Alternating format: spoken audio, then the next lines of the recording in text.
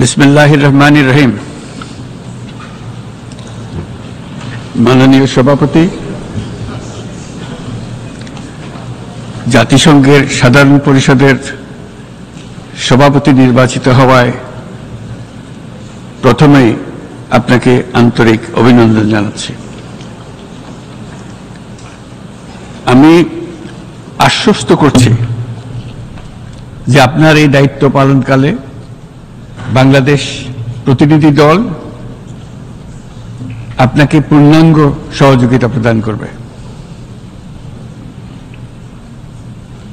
জাতিসংঘের ম্যান্ডেটকে সমুন্নত রেখে বৈশ্বিক সংকট সমূহ নিরসনে মহাসচিব অ্যান্টোনিও গুতেরেসের দৃঢ় প্রতিজ্ঞ সাফল্যমণ্ডিত নেতৃত্বের জন্য তাকেও জানাই আন্তরিক সাধুবাদ। সামিট অব দ্য ফিউচার আয়োজনে আমি মহাসচিবের দূরদর্শী ভূমিকার বিশেষ প্রশংসা করছি। সম্মেলনে যে pact for the future and declaration on future generations সর্বসম্মতভাবে গৃহীত হয়েছে, তা এজেন্ডা 2030 পরবর্তী বৈশ্বিক উন্নয়ন কর্মপন্থা নির্ধারণে বিশেষ সহায়ক হবে বলে আমি মনে করি। বাংলাদেশ বিশ্বাস করে যে এই সম্মেলনের অর্জন বৈশ্বিক সমৃদ্ধি অর্জনের জন্য আমাদের সবার অভিপ্রায় ও সহযোগিতা কাঠামো প্রণয়নে দিক নির্দেশক হিসেবে কাজ করবে। এই জুলাই আগস্ট মাসে বাংলাদেশে যে যুগান্তকারী পরিবর্তন সংগঠিত হয়েছে তার প্রেক্ষিতেই আজ আমি বিশ্ব সম্প্রদায়ের এই মহান সংসদে উপস্থিত হতে পেরেছি। আমাদের গণমানুষের, বিশেষ করে তরুণ সমাজের অফুরন্ত শক্তি আমাদের বিদ্যমান রাষ্ট্র কাঠামো ও প্রাতিষ্ঠানিক আয়োজনগুলো আমূল রূপান্তরের এক নতুন সম্ভাবনার দ্বার উন্মোচন করেছে। আমাদের ছাত্র ও যুব সমাজের আন্দোলন প্রথম দিকে মূলত ছিল বৈষম্য বিরোধী আন্দোলন, পর্যায়ক্রমে তা গণ আন্দোলনের রূপ নিয়েছে। এরপর সারা পৃথিবী অবাক বিস্ময়ে দেখেছে কিভাবে সমগ্র বাংলাদেশের মানুষ একনায়কতন্ত্র, নিপীড়ন, বৈষম্য, অবিচার ও দুর্নীতির বিরুদ্ধে রাজপথ ও সামাজিক যোগাযোগের মাধ্যমে দৃঢ়ভাবে রুখে দাঁড়িয়েছিল। আমাদের ছাত্র জনতা তাদের অদম্য সংকল্প ও প্রত্যয়ের মাধ্যমে একটি স্বৈরাচারী ও অগণতান্ত্রিক শাসন ব্যবস্থা থেকে আমাদের মুক্তি এনে দিয়েছে। তাদের এই সংকল্পের মধ্যেই আমাদের দেশের ভবিষ্যৎ নিহিত।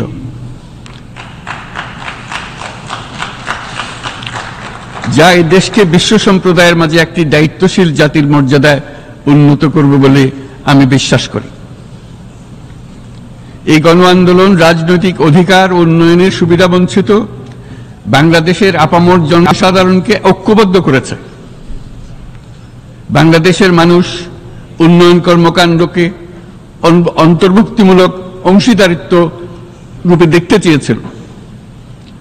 আমাদের জনগণ একটা ন্যায্য, অন্তর্ভুক্তিমূলক ও কার্যকর গণতন্ত্রের জন্য লড়াই করেছে, যার জন্য আমাদের নতুন প্রজন্ম জীবন উৎসর্গ করেছে। আমাদের এই তরুণীরা যে প্রজ্ঞা, সাহস ও প্রত্যয় দেখিয়েছে তা আমাদের অভিভূত করেছে, সারা বিশ্ববাসীকে অভিভূত করেছে। বন্দুকের গুলি উপেক্ষা করে বুক পেতে দাঁড়িয়ে গিয়েছিল আমাদের এই তরুণরা। অবৈধ রাষ্ট্র ক্ষমতার বিরুদ্ধে প্রবলভাবে সোচ্চার হয়েছিল আমাদের তরুণ তরুণীরা, স্কুল পড়ুয়া কিশোর কিশোরীরা। তারা নিঃসঙ্গ চিত্তে উৎসর্গ করেছিল তাদের জীবন। শত শত মানুষ চিরতরে হারিয়েছে তাদের দৃষ্টিশক্তি। আমাদের মায়েরা, দিনমজুররা ও শহরের অগণিত মানুষ তাদের সন্তানদের কাঁধে কাঁধ মিলিয়ে নেমেছিল রাজপথে। তপ্ত রোদ বৃষ্টি, মৃত্যু ভয়কে তোয়াক্কা না করে তারা সত্য ন্যায়সঙ্গত আকাঙ্ক্ষার বিরুদ্ধে দীর্ঘকালব্যাপী রাষ্ট্রযন্ত্রকে পরিচালনা করার অশুভ ষড়যন্ত্রকে পরাভূত করেছিল। জনগণের এই আন্দোলনে আমাদের জানা মতে প্রায় 800-এরও বেশি জীবন আমরা হারিয়েছি স্বৈরাচারী শক্তির হাতে। উদারনীতি, বহুত্ববাদ ও ধর্মনিরপেক্ষতার উপর মানুষের গভীর বিশ্বাস থেকেই বাংলাদেশ রাষ্ট্রের অভ্যুদয় হয়েছিল। 1971 সালে যে মূল্যবোধকে বুকে ধারণ করে আমাদের গণমানুষ যুদ্ধ করেছিল, সেই মূল্যবোধকে বহু বছর পরে আবার জেনারেশন জি, যে প্রজন্ম জি, নতুনভাবে আমাদেরকে দেখতে শিখিয়েছে। এরকমটি আমরা দেখেছিলাম 1952 সালের ভাষা আন্দোলনে, বাংলাকে মাতৃভাষা হিসেবে প্রতিষ্ঠার সময়। বাংলাদেশের এই অভ্যুত্থান আগামী দিনগুলোতে বিশ্বের বিভিন্ন প্রান্তে মানুষকে মুক্তি ও ন্যায় বিচারের পক্ষে দাঁড়াতে প্রেরণা যোগাবে। আমাদের মুক্তি ও গণতান্ত্রিক আকাঙ্ক্ষাকে বাস্তবে রূপ দিতে আমি তাই আজ বিশ্ব সম্প্রদায়কে আমাদের নতুন বাংলাদেশের সঙ্গে সম্পৃক্ত হওয়ার উদাত্ত আহ্বান জানাচ্ছি। মাননীয় সভাপতি, যে রাষ্ট্র কাঠামো দুঃসহ হয়ে গেছে তার পুনর্গঠনের জন্য আমাদের তরুণরা, দেশের আপামর জনসাধারণ একমত হয়ে আমার এবং আমার উপদেষ্টা পরিষদের উপর আস্থা রেখে সরকার পরিচালনার এক মহান দায়িত্ব আমাদের উপর ন্যস্ত করেছে। এই দায়িত্ব গ্রহণের পর আমরা গভীর বিস্ময় ও হতাশার সঙ্গে মুখোমুখিভাবে দেখতে পাচ্ছি কিভাবে সর্বগ্রাসী দুর্নীতি একটি কার্যকর গণতান্ত্রিক ব্যবস্থাকে ধ্বংসস্তূপে পরিণত করেছে, কিভাবে রাষ্ট্রের মূল প্রতিষ্ঠানগুলোকে নির্মমভাবে দলীয়করণের আবর্তে বন্দী করে রাখা হয়েছিল, কিভাবে জনগণের অর্থকে লুটপাট করা হয়েছিল, কিভাবে একটি বিশেষ স্বার্থান্বেষী গোষ্ঠী সমস্ত ব্যবসা বাণিজ্যকে অন্যায়ভাবে নিজেদের হাতে কুক্ষিগত করে দেশের সম্পদ অবাধে বিদেশে পাচার করে দিয়েছে। এক কথায়, কিভাবে প্রত্যেকটি পর্যায়ে ন্যায়, নীতি ও নৈতিকতা অদৃশ্য হয়ে গিয়েছিল। এরকম এক অবস্থার দেশকে পুনর্গঠন এবং জনগণের কাঙ্ক্ষিত রাষ্ট্র ব্যবস্থা প্রতিষ্ঠিত করার জন্য আমাদের উপর দায়িত্ব প্রদান করা হয়েছে। অতীতের ভুলগুলোকে সংশোধন করে একটা প্রতিযোগিতামূলক ও শক্তিশালী অর্থনীতি এবং ন্যায়ভিত্তিক সমাজ ব্যবস্থা গড়ে তোলাই এই মুহূর্তে আমাদের মূল লক্ষ্য। বর্তমান পরিবর্তিত পরিস্থিতিতে সকল রাজনৈতিক দল এখন স্বাধীনভাবে তাদের মতামত প্রকাশ করতে পারছে। যে সব ব্যক্তি বা প্রতিষ্ঠান রাষ্ট্রীয় কাজ ও সিদ্ধান্ত গ্রহণ করার প্রক্রিয়ায় সম্পৃক্ত, তাদের প্রত্যেকের জবাবদিহিতা নিশ্চিত করাই আমাদের অগ্রাধিকার। আমরা মানুষের মৌলিক অধিকারকে সমুন্নত ও সুরক্ষিত রাখতে দৃঢ় প্রতিজ্ঞ।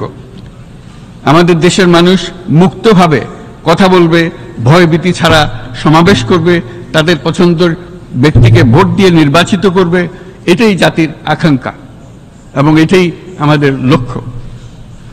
বিচার বিভাগের স্বাধীনতা সংরক্ষণ ও সাইবার ডোমেইন সহ গণমাধ্যমের স্বাধীনতা সুসংহতকরণে আমরা প্রতিজ্ঞাবদ্ধ। আমাদের একজন কৃষক বা একজন শ্রমিকের সন্তানও যেন সমাজের সর্বোচ্চ শিখরে পৌঁছতে পারে, সেই লক্ষ্যে বিশালকার অবকাঠামো নির্মাণের বদলে স্বাস্থ্য ও শিক্ষা খাতে বরাদ্দ বৃদ্ধির আমরা গুরুত্ব আরোপ করছি।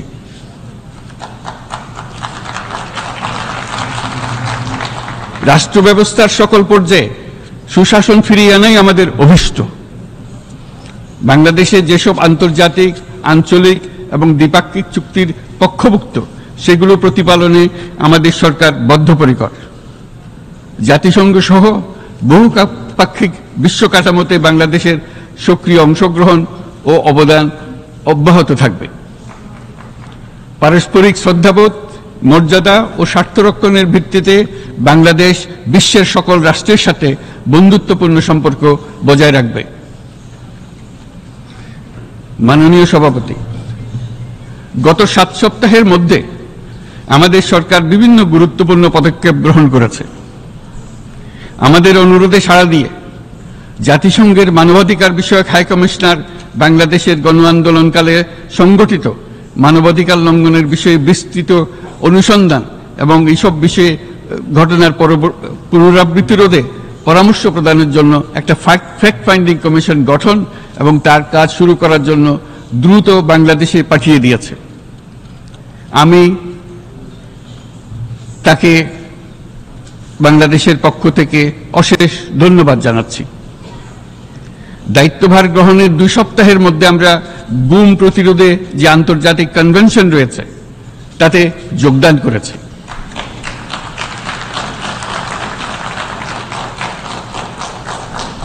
এর আশু বাস্তবায়নের জন্য প্রয়োজনীয় দেশীয় আইন ও বিধি প্রণয়নে আমরা এখন প্রক্রিয়া শুরু করেছি।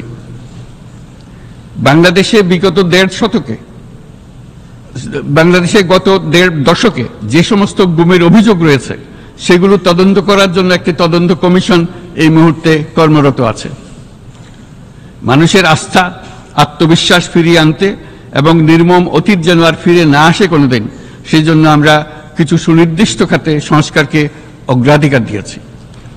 সেই লক্ষ্যে আমরা বিদ্যমান নির্বাচন ব্যবস্থা, সংবিধান, বিচার ব্যবস্থা, জনপ্রশাসন, আইন শৃঙ্খলা ব্যবস্থা সংস্কারের জন্য স্বাধীন কমিশন গঠন করেছি। সংবাদপত্র ও গণমাধ্যমের সংস্কারের জন্যও পৃথক কমিশন সহ আরো কয়েকটি বিশেষ বিষয়ে কমিশন গঠন প্রক্রিয়াধীন রয়েছে। ব্যবসা বাণিজ্যে অনুকূল পরিবেশ সৃষ্টির লক্ষ্যে আমরা ব্যাংক ও আর্থিক খাতের ব্যাপক সংস্কারের উদ্যোগ গ্রহণ করেছি। কোনো বিদেশি ব্যবসা বা বিনিয়োগ যেন ক্ষতিগ্রস্ত না হয় তা নিশ্চিত করতে আমরা বদ্ধপরিকর। এসব সংস্কার যেন টেকসই হয়, দীর্ঘমেয়াদে নিশ্চিত করতে এবং অবাধ ও নিরপেক্ষ অংশগ্রহণমূলক নির্বাচনের জন্য উপযোগী পরিবেশ সৃষ্টি করতে আমরা কাজ করে যাচ্ছি। গণতন্ত্র, আইনের শাসন, সমতা, সমৃদ্ধি অর্জনের মাধ্যমে একটি ন্যায়ভিত্তিক সমাজ হিসেবে আত্মপ্রকাশের অভিপ্রায় বাস্তবায়নে আমি বাংলাদেশের প্রতি আন্তর্জাতিক সম্প্রদায়ের সমর্থন ও গভীরতর সম্পর্ক গঠন করার জন্য আহ্বান জানাচ্ছি।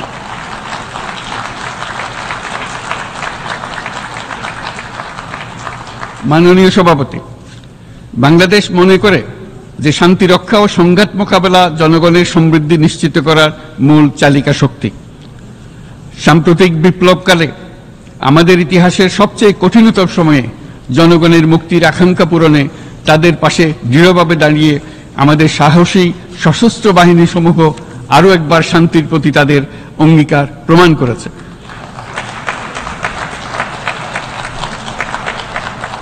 এটা সম্ভব হয়েছে শান্তি রক্ষায় আমাদের অঙ্গীকারের কেন্দ্রবিন্দুতে মানবাধিকারকে স্থান দেওয়ার ফলে। জাতিসংঘের পিস বিল্ডিং কমিশনের সূচনা লগ্ন থেকেই শান্তি রক্ষার মতো শান্তি বিনির্মাণেও বাংলাদেশ সমান অঙ্গীকার ব্যক্ত করে এসছে। আমাদের দিনগুলোতে আমরা জাতিসংঘের শান্তি রক্ষা কার্যক্রমে আমাদের মূল্যবোধ ভিত্তিক অবদানের ধারাবাহিকতা রক্ষা, সমুন্নত ও প্রসারিত করতে বদ্ধপরিকর। জাতিসংঘের শান্তিরক্ষা কার্যক্রমে অবদানকারী তৃতীয় বৃহত্তম রাষ্ট্র হিসেবে বাংলাদেশ এখন পর্যন্ত 43টি দেশে 63টি মিশনে শান্তিরক্ষী প্রেরণ করেছে।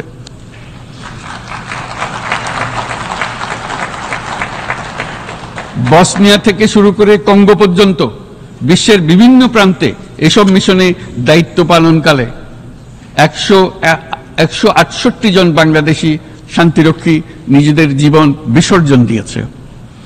আমরা আশা করি যে কোনো অবস্থায় নানা প্রতিকূলতা সত্ত্বেও জাতিসংঘের ভবিষ্যৎ শান্তিরক্ষী কার্যক্রমগুলোতে বাংলাদেশের প্রতিরক্ষা বাহিনীর সদস্যরা একইভাবে অবদান রাখার সুযোগ পাবে।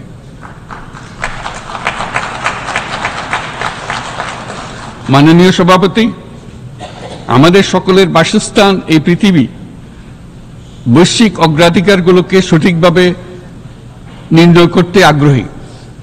জলবায়ু পরিবর্তন আমাদের সকলের অস্তিত্বের প্রতি হুমকি স্বরূপ। এই গ্রীষ্মে সর্বকালের রেকর্ড ভঙ্গকারী তাপদাহ আমাদের জলবায়ুজনিত পরিবর্তনের কথা স্পষ্টভাবে স্মরণ করিয়ে দিয়েছে। আমাদের যা প্রয়োজন তা হলো জলবায়ু সম্পর্কিত ন্যায় বিচার, যাতে করে দায়িত্বজ্ঞানহীন সিদ্ধান্ত, উদাসীন আচরণ কিংবা এর মাধ্যমে সাধিত ক্ষতির বিষয়ে যারা সংশ্লিষ্ট তাদের দায়বদ্ধ করা যায়। জলবায়ু পরিবর্তনজনিত দীর্ঘমেয়াদী প্রভাবগুলো অপূরণীয় ক্ষতির কারণ হয়ে দাঁড়িয়েছে। আমরা জীব বৈচিত্র্য হারিয়ে ফেলছি, প্যাথোজেনের পরিবর্তনের ফলে নতুন রোগ বাড়ছে, কৃষিক্ষেত্রে চাপ বাড়ছে ক্রমাগতভাবে, পানি সম্পদ ঝুঁকিতে ফেলছে আমাদের বাসযোগ্যতাকে, সমুদ্র পৃষ্ঠের উচ্চতা বৃদ্ধি এবং লবণাক্ততা আমাদের ক্ষতি করছে প্রতিনিয়ত। ঘূর্ণিঝড়ের সংখ্যা ও মাত্রা বৃদ্ধির কারণে যে ক্ষতি হচ্ছে তাকে উপেক্ষা করার সুযোগ নেই।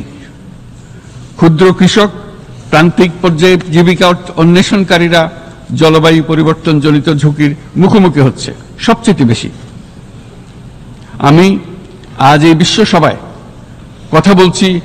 যখন কথা বলছি তখন বাংলাদেশের পূর্বাঞ্চলে 50 লাখেরও অধিক মানুষ তাদের জীবদ্দশায় হওয়া সবচেয়ে ভয়াবহ বন্যা মোকাবেলা করে যাচ্ছে। মহাসচিব গুতেরেস আমাদেরকে দেখিয়েছেন যে বিদ্যমান পরিক্রমা অব্যাহত থাকলে বিশ্বের গড় তাপমাত্রা 2.7 ডিগ্রি সেলসিয়াস বৃদ্ধির দিকে অগ্রসর হতে থাকবে। তাই বাংলাদেশের মতো জলবায়ু ঝুঁকিতে থাকা দেশগুলোতে অভিযোজনের জন্য ব্যাপক বিনিয়োগের আহ্বান জানাচ্ছি।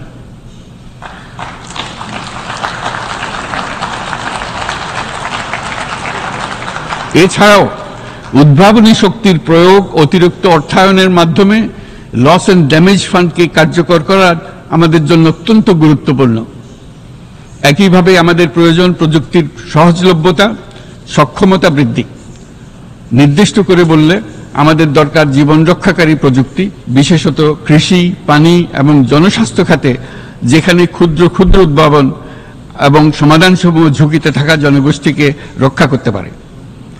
জলবায়ু সংকটের মোকাবেলা এবং বৈশ্বিক অর্থনীতি সুসংহতকরণে আমাদের যুগপথভাবে কাজ করতে হবে। বিশ্ব সম্প্রদায় এখন কার্বন মুক্ত পৃথিবী গড়ে তুলতে মনোযোগী হচ্ছে। বিশ্বের অধিকাংশ মানুষকে এই ধরনের পরিবর্তনের সুফলভোগী করতে হলে নেট জিরো পৃথিবীর দিকে আমাদেরকে অগ্রসর হতে হবে। বাংলাদেশের মতো দেশগুলোকে সাথে নিয়ে যেতে হবে। তা না হলে পারস্পরিক দায়িত্ববোধের মাধ্যমে পারস্পরিক সমৃদ্ধি অর্জনে আমাদের সার্বজনীন অঙ্গীকার পূরণে পিছিয়ে পড়ব আমরা।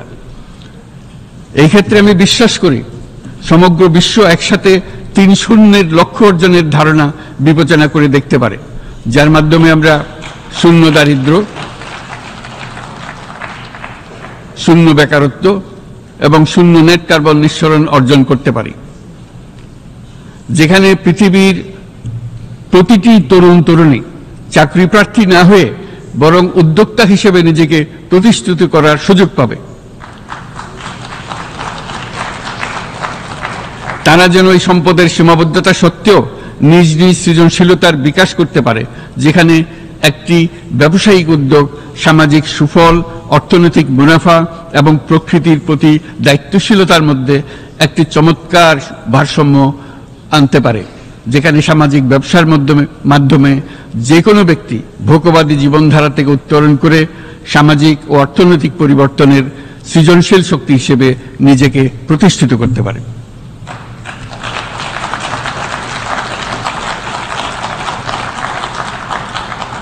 এই সময়ে তাই প্রয়োজন উন্নত উন্নয়নশীল সকল দেশসমূহ এবং বিভিন্ন অংশীদারদের মধ্যে নতুন দৃষ্টিভঙ্গি, নতুন মূল্যবোধ এবং নতুন একতা। সামগ্রিকভাবে এই লক্ষ্য অর্জনে জাতিসংঘ ব্যবস্থা, জাতীয় আঞ্চলিক পর্যায়ে সরকারসমূহ, সকল ব্যবসা প্রতিষ্ঠান, বেসরকারি অংশীজন এবং দাতব্য সংস্থাগুলোকে একসঙ্গে কাজ করতে হবে। আমাদের অর্থনৈতিক কাঠামোতে সামাজিক ব্যবসাকে স্থান দিলেই নিচের অর্ধেকাংশ মানুষের জীবনে তা বিরাট পরিবর্তন আনতে পারে।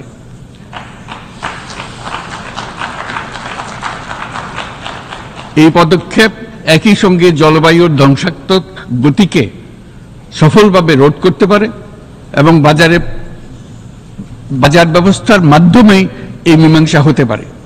এ বিষয়ে আমি মহাসচিব গুতেরেসের বিশেষ দৃষ্টি আকর্ষণ করছি। মাননীয় সভাপতি,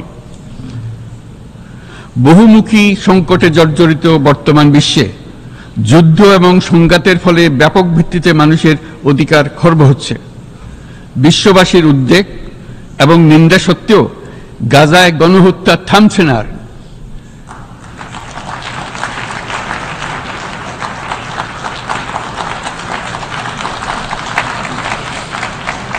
ফিলিস্তিনের মতো বিদ্যমান বাস্তবতা কেবল আরব কিংবা মুসলমানদের জন্যই উদ্বেগজনক নয়, বরং তা সমগ্র মানব জাতির জন্যই উদ্বেগের বিষয়।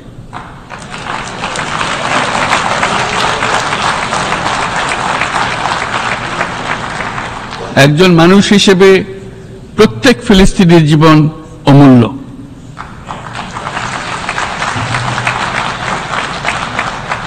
ফিলিস্তিনের জনগণের বিরুদ্ধে যে মানবতা বিরোধী অপরাধ হচ্ছে তার জন্য সংশ্লিষ্ট সকলকে দায়বদ্ধ করতে হবে।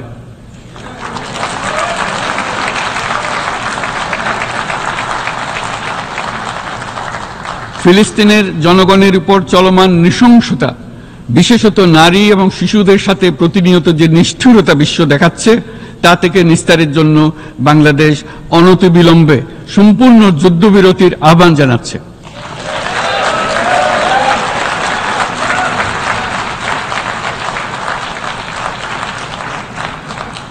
দ্বিরাষ্ট্রভিত্তিক সমাধানেই মধ্যপ্রাচ্যে টেকসই শান্তি আনতে পারবে। তাই জাতিসংঘ সহ আন্তর্জাতিক সম্প্রদায়ের সকলকে এর বাস্তবায়নের জন্য এখনই উদ্যোগ নিতে আহ্বান জানাচ্ছি।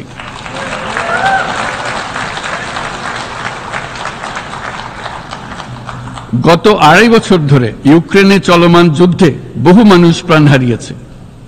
এই যুদ্ধের প্রভাব সর্বব্যাপী, এমনকি বাংলাদেশের অর্থনীতিতেও এর নেতিবাচক প্রভাব আমরা অনুভব করছি। আমরা তাই উভয় পক্ষকে সংলাপে বসে বিরোধ নিরসনের মাধ্যমে যুদ্ধের অবসান ঘটানোর আহ্বান জানাচ্ছি। মাননীয় সভাপতি, বাংলাদেশ গত 7 বছর যাবৎ মিয়ানমার হতে আগত 12 লাখেরও বেশি রোহিঙ্গাদের মানবিক কারণে আশ্রয় দিয়ে আসছে। এর ফলে আমরা বিরাট সামাজিক, অর্থনৈতিক, পরিবেশগত ক্ষতির সম্মুখীন হচ্ছি। মিয়ানমারের অভ্যন্তরীণ সমস্যা থেকে সৃষ্ট এই সংকট বাংলাদেশ ও আমাদের অঞ্চলের জন্য প্রথাগত ও অপ্রথাগত উভয় ধরনের নিরাপত্তা ঝুঁকির কারণ হয়ে দাঁড়িয়েছে। মিয়ানমার থেকে বাংলাদেশে বলপূর্বক বাস্তুচ্যুত রোহিঙ্গাদের সহায়তা করতে আমরা অঙ্গীকারবদ্ধ। আমরা রোহিঙ্গাদের জন্য মানবিক সহায়তা কার্যক্রম চালু রাখা এবং তাদের টেকসই প্রত্যাবর্তন নিশ্চিত করার উদ্দেশ্যে আন্তর্জাতিক সম্প্রদায়ের পর্যাপ্ত সহায়তা অব্যাহত রাখার আহ্বান জানাচ্ছি। রোহিঙ্গাদের সাথে সংগঠিত হওয়া ব্যাপক ভিত্তিক মানবাধিকার লঙ্ঘনের জন্য আন্তর্জাতিক বিচার আদালত এবং আন্তর্জাতিক অপরাধ আদালতে চলমান বিচার প্রক্রিয়ার মাধ্যমে ন্যায় বিচার নিশ্চিত করাও সমানভাবে গুরুত্বপূর্ণ। রোহিঙ্গারা যাতে নিজ দেশে স্বাধীন এবং মর্যাদাপূর্ণ জীবন যাপন করতে পারে, সেই লক্ষ্যে অনুকূল পরিবেশ তৈরিতে জাতিসংঘ অন্যান্য আন্তর্জাতিক প্রতিষ্ঠানের ধারাবাহিক প্রচেষ্টার প্রশংসা দাবিদার। এই লক্ষ্যে রোহিঙ্গারা যাতে পর্যাপ্ত নিরাপত্তা ও অধিকার নিশ্চিত করে তাদের নিজ ভূমি রাখাইনে ফিরে যেতে পারে, তার পথ সুগম করা অত্যন্ত দরকার। মিয়ানমারে প্রতিনিয়ত পরিবর্তনশীল অবস্থা বিবেচনা রেখে বাংলাদেশ আন্তর্জাতিক সম্প্রদায়ের সাথে একযোগে রোহিঙ্গাদের নিজ দেশে মর্যাদাপূর্ণ টেকসই প্রত্যাবর্তনের জন্য পরিবেশ সৃষ্টিতে কাজ করতে প্রস্তুত।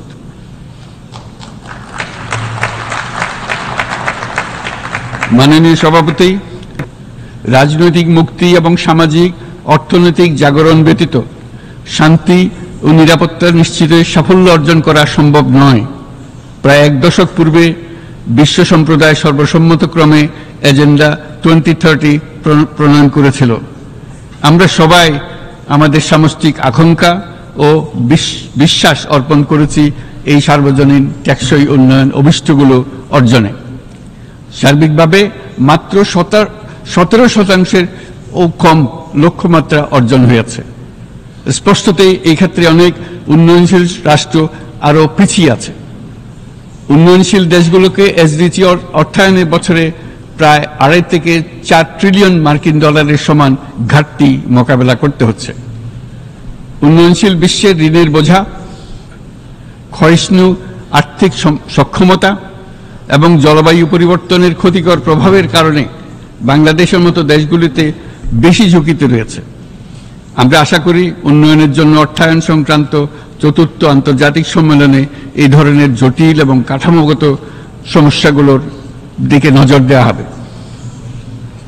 বহুপাক্ষিক আর্থিক প্রতিষ্ঠানগুলোকে এমন অভিন্ন লক্ষ্যে নিয়ে যাওয়ার কাজ করতে হবে যাতে সকল রাষ্ট্র সমানভাবে সম্পদ ও সুযোগের ব্যবহার করতে পারে।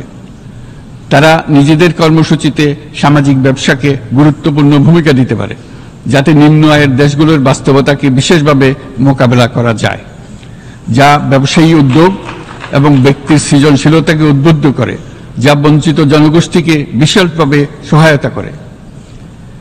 এই ক্ষেত্রে অবৈধ অর্থের প্রবাহ এবং উন্নয়নশীল দেশগুলো থেকে সম্পদ পাচার বন্ধ করা অত্যন্ত আবশ্যক। উন্নয়নশীল দেশগুলো থেকে পাচার হয়ে যাওয়া সম্পদ ফেরত আনার জন্য আন্তর্জাতিক সহযোগিতা জোরদার করতে হবে।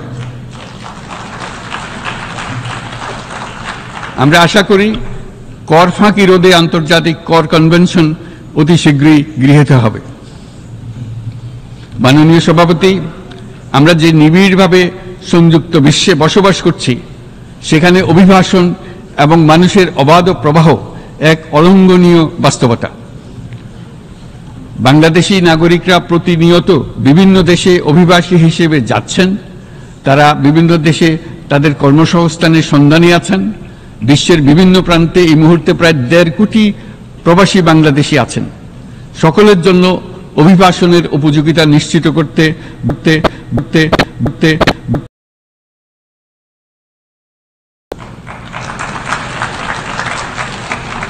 আন্তর্জাতিক সম্প্রদায়কে অভিবাসীদের মানবাধিকার এবং তাদের প্রতি মানবিক আচরণ নিশ্চিত করতে হবে। অভিবাসনের উপর 2018 সালে যে গ্লোবাল কম্প্যাক্ট অন মাইগ্রেশন গৃহীত হয়েছে, তার পূর্ণ বাস্তবায়নে বাংলাদেশ প্রতিশ্রুতিবদ্ধ এবং একই সাথে অনিরাপদ অভিবাসন রোধেও আমরা বদ্ধপরিকর। মাননীয় সভাপতি, প্রতি বছর প্রায় 25 লক্ষ তরুণ তরুণী বাংলাদেশের শ্রমবাজারে যুক্ত হচ্ছেন। বাংলাদেশের বিপুল জনশক্তির প্রায় 2/3 তরুণ। এই জনশক্তিকে বর্তমান ও আগামীর জন্য গড়ে তোলা বাংলাদেশের জন্য একটা বড় চ্যালেঞ্জ। ক্রমপরিবর্তনশীল কর্মজগতে একজন তরুণকে প্রতিনিয়ত নতুন দক্ষতা অর্জন করতে হয়। এই কর্মপরিবেশের সাথে মানিয়ে নেওয়া শিখতে হয়।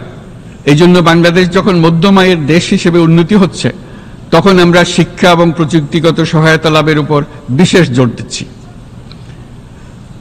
এবার কৃত্রিম বুদ্ধিমত্তার বিষয়ে আসি। কৃত্রিম বুদ্ধিমত্তার অভাবনীয় বিকাশ এবং এর বহুমাত্রিক প্রয়োগে বাংলাদেশ বিশেষভাবে আগ্রহী। আমাদের তরুণ সমাজ জেনারেটিভ আর্টিফিশিয়াল ইন্টেলিজেন্সের সম্ভাবনা নিয়ে উচ্ছ্বসিত। একজন বিশ্ব নাগরিক হিসেবে তারাও চায় নতুন পৃথিবীতে নিয়োজিত হতে, কর্মক্ষম হিসেবে নিজেকে গড়ে তুলতে। বাংলাদেশের মতো বৃহৎ তরুণ জনগোষ্ঠীর দেশ যাতে কৃত্রিম বুদ্ধিমত্তার প্রয়োগজনিত অর্জিত সুফল থেকে পিছিয়ে না পড়ে, বিশ্ব সম্প্রদায়কে তা নিশ্চিত করতে হবে। একই সঙ্গে নিশ্চিত করতে হবে যেন কৃত্রিম বুদ্ধিমত্তার কারণে কর্মক্ষেত্রে মানুষের চাহিদা ক্রমাগতভাবে সংকুচিত হয়ে না যায়।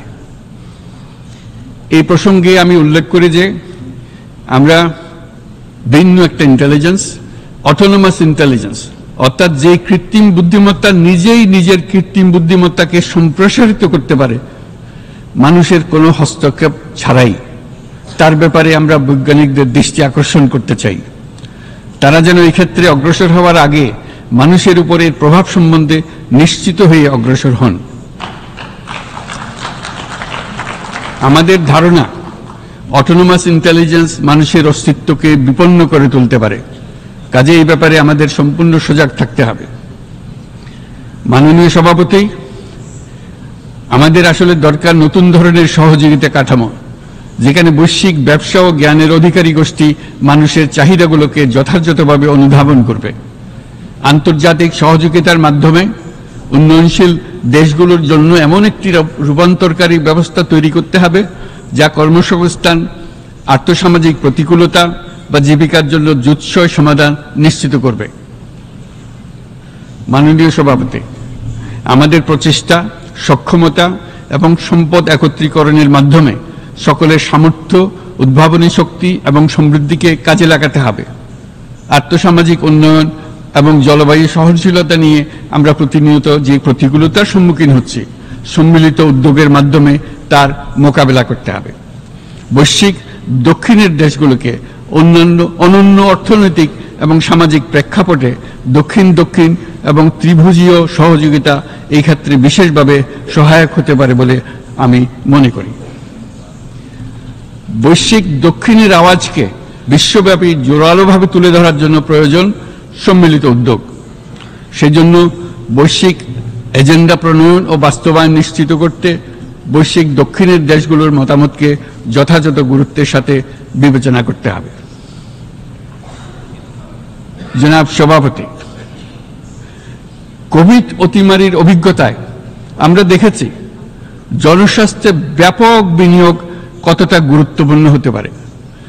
বিশ্ব স্বাস্থ্য সংস্থায় বৈশ্বিক অতিমারি চুক্তির চলমান আলোচনায় বাংলাদেশ নেতৃত্ব প্রদান করে চলেছে। আমরা চাই কার্যকর আন্তর্জাতিক সহযোগিতা, জনস্বাস্থ্য ব্যবস্থায় অর্থায়ন, প্রযুক্তি হস্তান্তর, গবেষণা ও উন্নয়ন, ভ্যাকসিন থেরাপিউটিক্সের উৎপাদন, বহুমুখীকরণ এবং সকল ভ্যাকসিনকে মেধাস্বত্ব অধিকার মুক্ত ঘোষণা করার ব্যাপারে ঐক্যমত্য গঠন। অসংক্রামক রোগসমূহের বিরুদ্ধে লড়াইয়ে এই বিষয়গুলি অত্যন্ত গুরুত্বপূর্ণ। জনাব সভাপতি, এবছর আমরা জাতিসংঘের সাথে বাংলাদেশের অংশীদারিত্বের সুবর্ণ জয়ন্তী উদযাপন করছি। গত 50 বছর ছিল আমাদের জন্য একটা পারস্পরিক শিক্ষণীয় সম্মিলিত যাত্রা। সীমিত উপায়ে বাংলাদেশ বৈশ্বিক শান্তি ও নিরাপত্তা, ন্যায়, সমতা, মানবাধিকার প্রতিষ্ঠায় ধারাবাহিকভাবে অবদান রেখে আসছে। আমাদের সমন্বিত প্রয়াসের পেছনে আছে সত্যিকার অর্থে একটি নিয়মভিত্তিক বৈশ্বিক ব্যবস্থা গড়ে তোলা। এই প্রসঙ্গে উদাহরণ হিসেবে আমি স্মরণ করছি 1999 সালে জাতিসংঘ সাধারণ পরিষদে ক্ষুদ্র ঋণের উপর গৃহীত রেজুলেশনের কথা। সেই সময় জাতিসংঘ 2005 সালকে ইয়ার অফ মাইক্রোক্রেডিট ঘোষণা করেছিল, যার ফলে ক্ষুদ্র ঋণ বিশ্বব্যাপী সম্প্রসারিত হবার সুযোগ পেয়েছিল। একই সময়ে বাংলাদেশের উদ্যোগে গঠিত হয়েছিল ফ্রেন্ডস অব মাইক্রোক্রেডিট। 2001 সাল থেকে সাধারণ পরিষদে কালচার অফ পিস সংক্রান্ত বাৎসরিক যে রেজলিউশন গৃহীত হয়ে আসছে, বা নিরাপত্তা পরিষদে নারী, শান্তি ও নিরাপত্তা সংক্রান্ত যে 1325 নম্বর রেজলিউশন গৃহীত হয়েছিল, তা বাংলাদেশের বিশ্বজনীন উদ্যোগগুলোর প্রতিফলন এবং অবদান। মাননীয় সভাপতি,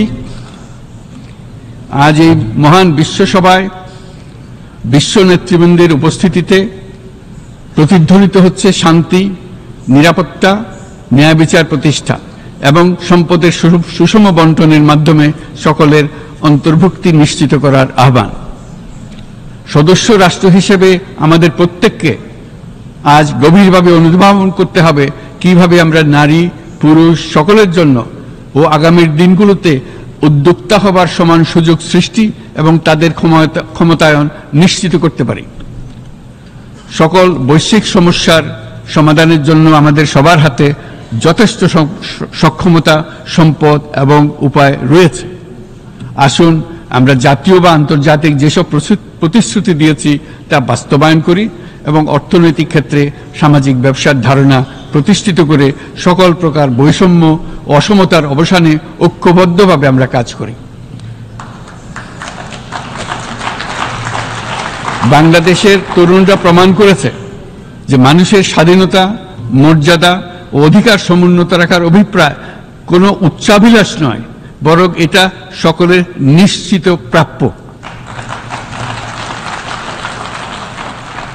আজ এই মহান সমাবেশে আপনাদের উপস্থিতিতে শান্তি, সমৃদ্ধি ও ন্যায় বিচার নিশ্চিত করতে আন্তর্জাতিক, আঞ্চলিক এবং জাতীয় পর্যায়ে বাংলাদেশে তার ভূমিকাকে ক্রমাগতভাবে জোরদার করার নিশ্চয়তা দিচ্ছে। আজ আপনাদের সবাইকে শুভেচ্ছা জানাচ্ছি, ধন্যবাদ জানাচ্ছি।